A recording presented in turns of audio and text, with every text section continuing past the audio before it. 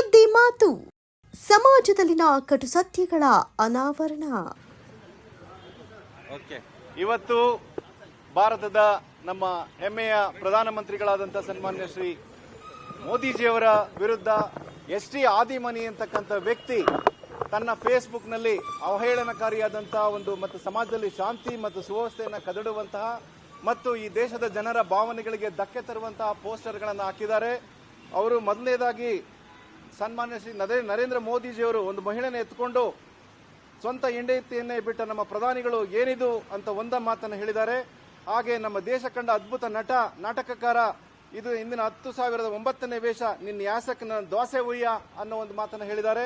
ಹಾಗೆ ಅವರು ಫೋಟೋ ತೆಗೆಸ್ಕೊಳ್ತಕ್ಕಂಥ ಒಂದು ಕಾರ್ಯಕ್ರಮದಲ್ಲಿ ಒಬ್ಬ ಅಮೆಚೂರ್ ಅನ್ನೋ ಮಾತನ್ನ ಹೇಳಿ ನಮ್ಮ ಒಂದು ಜನರ ಒಂದು ಭಾವನೆಗಳಿಗೆ ಧಕ್ಕೆ ಆಗುವಂಥದ್ದು, ಶಾಂತಿ ಸುವ್ಯವಸ್ಥೆಯನ್ನು ಕಳೆದಿಡುವಂತಹ ಒಂದು ಪೋಸ್ಟರ್ಗಳನ್ನು ಅವರು ನಿರಂತರವಾಗಿ ಹಾಕೊಂಡು ಬರ್ತಿದ್ದಾರೆ.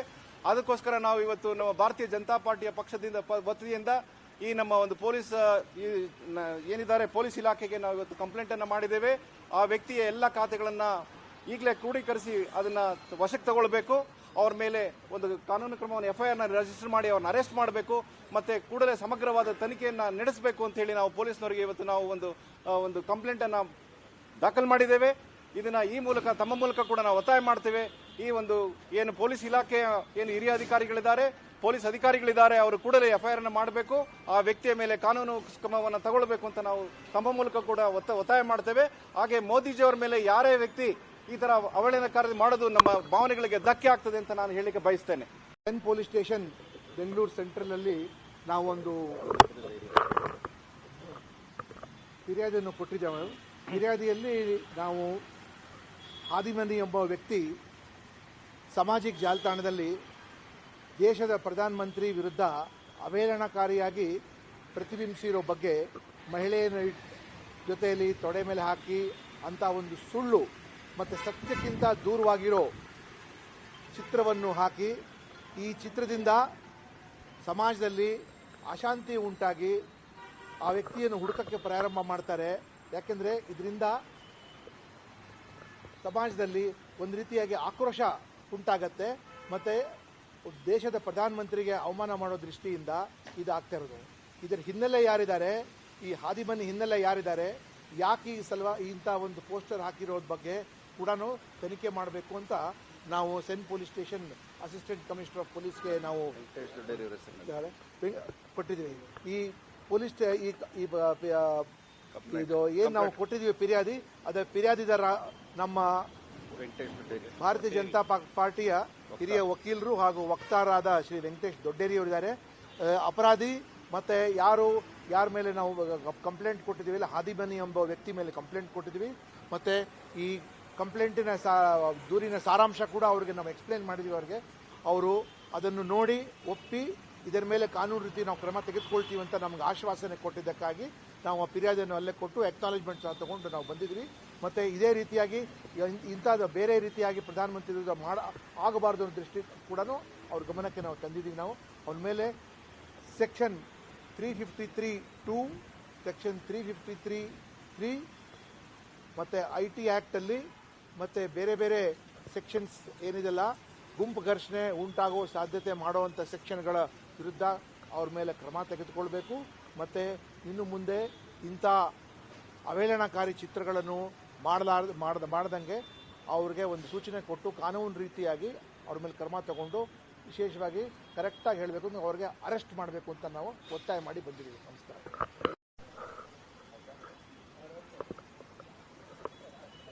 ಯಾರು TF ಆದಿಮನಿ ಅಂತ ಹೇಳಿ ಒಬ್ಬ ವ್ಯಕ್ತಿ ನಮ್ಮ ದೇಶದ ಹೆಮ್ಮೆಯ ಪ್ರಧಾನಮಂತ್ರಿ ಆಗಿರ್ತಕ್ಕಂಥ ನರೇಂದ್ರ ಮೋದಿಜಿಯವರ ಬಗ್ಗೆ ಅತ್ಯಂತ ಅವಹೇಳನಕಾರಿಯಾಗಿರ್ತಕ್ಕಂಥ ಪೋಸ್ಟನ್ನು ಅಪ್ಲೋಡ್ ಮಾಡಿದ್ದಾರೆ.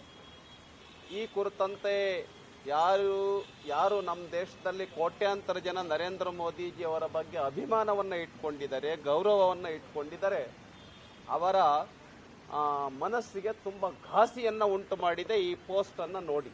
ಆದ್ದರಿಂದ ಯಾರು TF ಆದಿಮನಿ ಇದ್ದಾರೆ, ಆ ರೀತಿ ಹೆಣ್ಮಗಳ ಜೊತೆನಲ್ಲಿ ನರೇಂದ್ರ ಮೋದಿಜಿ ಅವರನ್ನ ಎಡಿಟ್ ಮಾಡಿ ಪೋಸ್ಟ್ ಹಾಕಿದ್ದಾರೆ. ಇದು ಅತ್ಯಂತ ಅವಹೇಳನಕಾರಿ ಮತ್ತು ನರೇಂದ್ರ ಮೋದಿಜಿ ಅವರ ಚಾರಿತ್ರ್ಯಕ್ಕೆ ಒಂದು ಕೆಟ್ಟ ಹೆಸರನ್ನು ತರ್ತಕ್ಕಂಥ ಒಂದು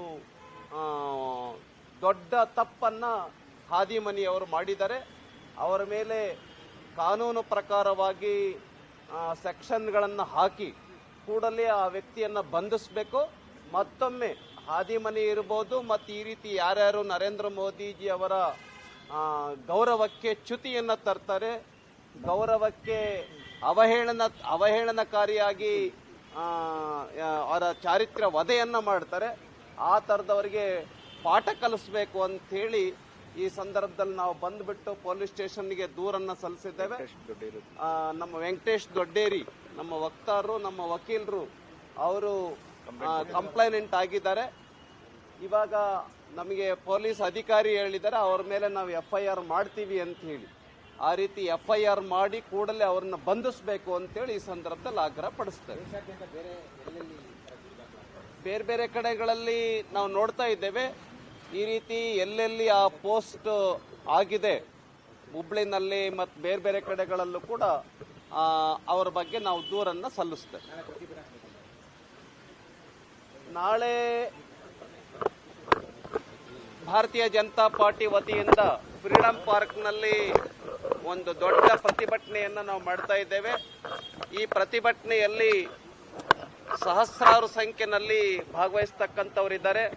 ನಮ್ಮ ಆರ್ ಅಶೋಕ್ ಅವರು, ವಿಜೇಂದ್ರರವರು, ಅಶ್ವಥ್ ನಾರಾಯಣ್ ಅವರು, ಗೋಪಾಲಯ್ಯ ಅವರು, ಈ ಥರ ನಮ್ಮ ಬೆಂಗಳೂರಿನಲ್ಲಿರ್ತಕ್ಕಂಥ ಎಲ್ಲ ಶಾಸಕರು, MP ಅವರು ಕೂಡ ಇದರಲ್ಲಿ ಭಾಗವಹಿಸೋರಿದ್ದಾರೆ.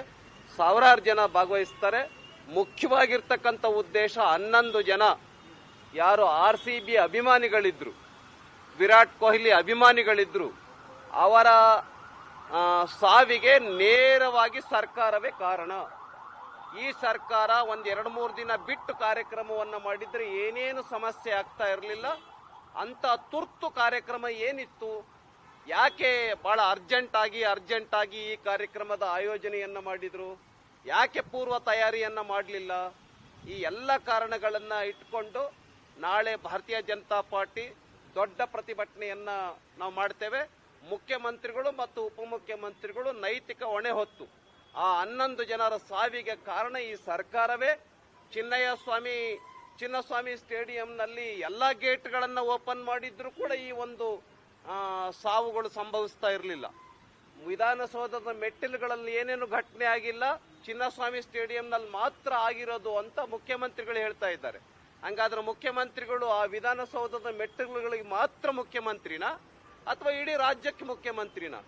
ಈ ರೀತಿ 11 ಸಾವಿಗೆ ಏನು ಕಾರಣ ಆಗಿದೆ ಸರ್ಕಾರ, ಕೂಡಲೇ ರಾಜೀನಾಮೆಯನ್ನು ಕೊಡಬೇಕು ಅಂತ ಆಗ್ರಹ ಮಾಡಿ ನಾಳೆ ನಾವು ಪ್ರತಿಭಟನೆಯನ್ನ ಮಾಡ್ತೀವಿ. ಮತ್ತು ಇನ್ನೂ ಒಂದು ಬಹಳ ಇಂಪಾರ್ಟೆಂಟ್ ಪಾಯಿಂಟ್ ಏನು, ಪೊಲೀಸ್ ಅಧಿಕಾರಿಗಳನ್ನ ಸಸ್ಪೆಂಡ್ ಮಾಡಿದ್ದಾರೆ.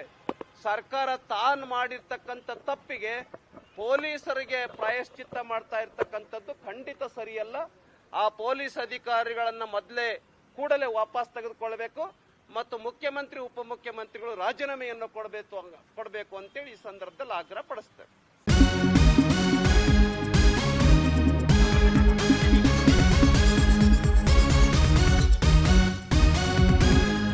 ಸುದ್ದಿ ಮಾತು, ಸಮಾಜದಲ್ಲಿನ ಕಟು ಸತ್ಯಗಳ ಅನಾವರಣ.